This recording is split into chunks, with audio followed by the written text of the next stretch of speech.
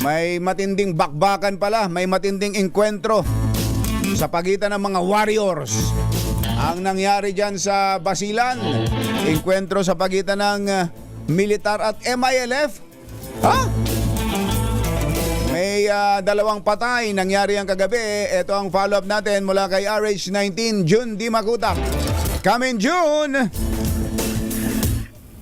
Jerry, kilala na itong dalawang taong namuno sa pananambang sa mga sundalo sa barangay Lower Kabengbeng.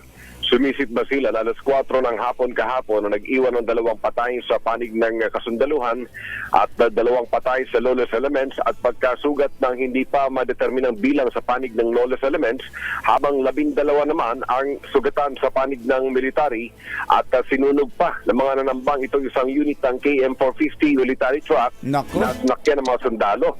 Sa public statement mula kay 101st Infantry Brigade Commander Brigadier General Alvin Luzon, kinilala nila ang dalawang notorious lawless elements na namuno sa pananambang na itong sina Najal Buena at Oman Hajal Jalis na umano'y involved sa mga violenteng rido sa naturang barangay. Ayun. At Teka, MILF ba? MILF ba, June? Di ba't ang MILF meron ng ano yan?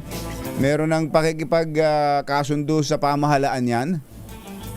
Oo, yun na nga. Itong dalawang binagit na leader ay pawang mga lawless elements ito at hindi kabilang sa MILF. Hindi MILF.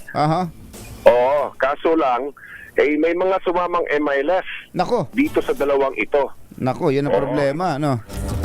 Yan ang problema dahil yan ang mismong inihayag ni Brigadier General Alvin Luzon matapos na i-assess nga itong nating pananambang. Ambush pala nangyari. Ambush kahapon. Eto, sinunog pa yung isang military truck. Yes, so ito ay kinumpirma mismo ni Brigadier General Alvin Luzon na may mga sumamang MILF sa pananambang na nag-iwan ng malaking katanungan sa kanila kaugnay sa role ng MILF bilang kabalikat ng AFP sa pag-establish ng peace and stability dito sa Mindanao, sa area.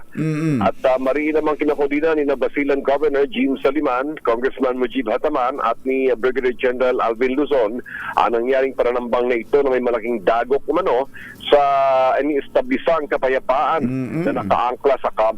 May mga selfie pa ka Jerry at groupie pictures ito mga nanambang. Ito no. Oo, kung makikita sa kanilang mga naka-smile, nakangisi na itong mga ito. Na itino sa kanilang mga FB pages.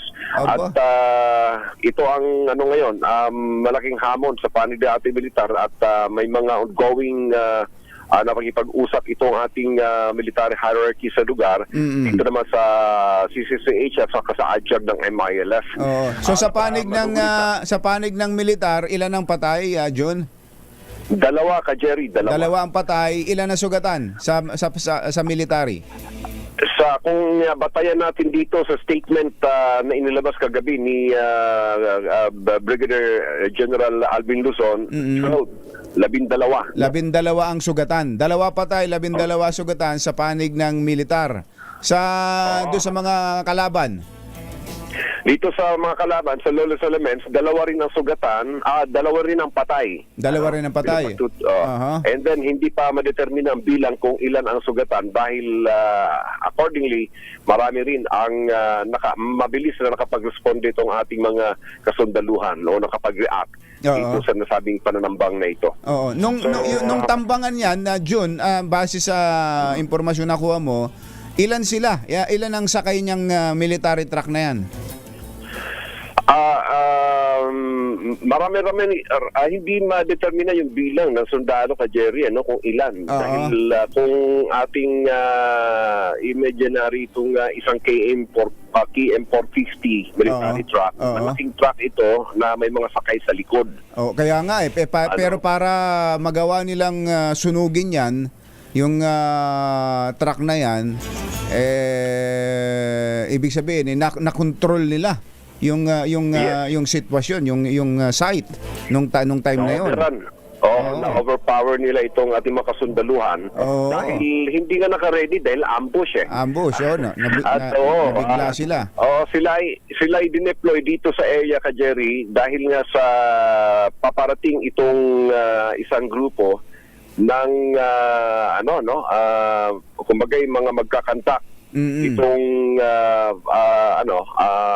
community coordination dahil nga dito sa mga programs na pangkabuhayan initiative para dito sa MILF community. No? So, yung nangyari ay ito, sila ay inambush at accordingly, wala raw nagkaroon daw ng miscoordination.